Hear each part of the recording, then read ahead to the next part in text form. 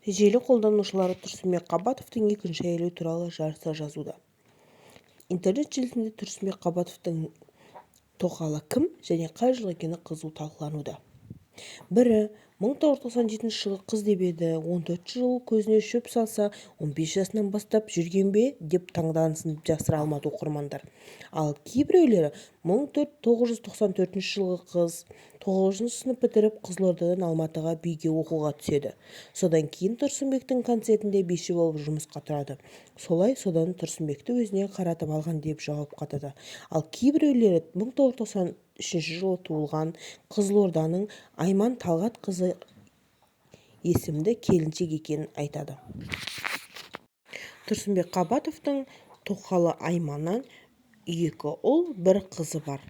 Ол желіде қызу талқыланып тарап жатыр.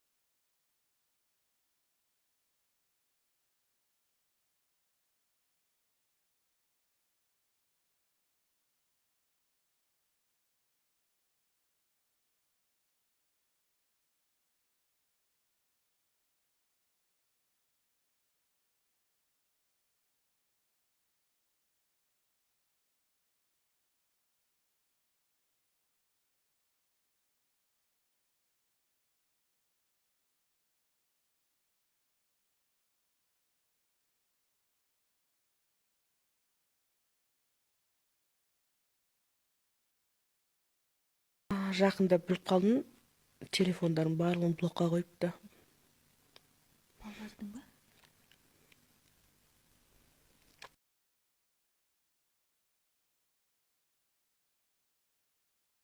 Онда мен реанимация жаққа кірейін, сіз менің номерімді жазып алыңыз деп дәрігердің.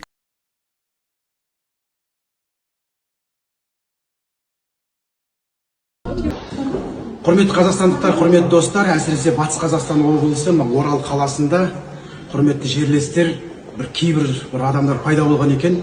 Ұялы телефондарыңызға хабарласып, ата әжелер, аға жеңгелер, сақ болыңыздаршы, банктенбіз деп хабарласады екен де, құжатыңызды жіберіңіз, немесе сізге бір SMS келеді, соны бізге жіберіңіз. Сіздің жаңағы банковский счетыңызды бұзайын деп жатыр, біреулер кредит алайын деп жатыр деп жалған өтірік жаңағы бір алаяқтар пайда болған екен. Солардан сақ болыңыздар. Әсіресе жайте полициядан біз деп хабарласады екен. Ұлыңыз, қызыңыз бізде отыр. Жаңағы бірдеңе бұзды, бірдеңе қиратты, немесе тағы деп өтірік алдап, тәртіп бұзды деп сіздер осы Каспий Голдқа ақша жіберіңіздер. Сосын біз жаңағы балдарыңызды жібереміз деген сияқты өтірік бір жалған ақпараттар, жалған сіздерге қоңырау шалады екен. Сондайлардан сақ болыңыздар, ешкімге сенбеңіздер. Тек бір танитын адамдармен хабарласып жүріңіздер әзірге. Өйткені неше түрлі бір адамдар пайда болып жатыр деп жатыр. Орыс тілінде сөйлесетіндер бар, қазақ тілінде сөйлесетіндер бар. Банк деп отырмыз деп айналасына кәдімгідей интершум қосып қояды. Кәдімгі адамдар шулап атады, банктың іші секілді, немесе бір полицияның іші секілді кәдімгідей атмосфера создавать етіп, неше түрлі жаңағыдай қоңырау шалып, алданып қалып жатырған жандар бар екен.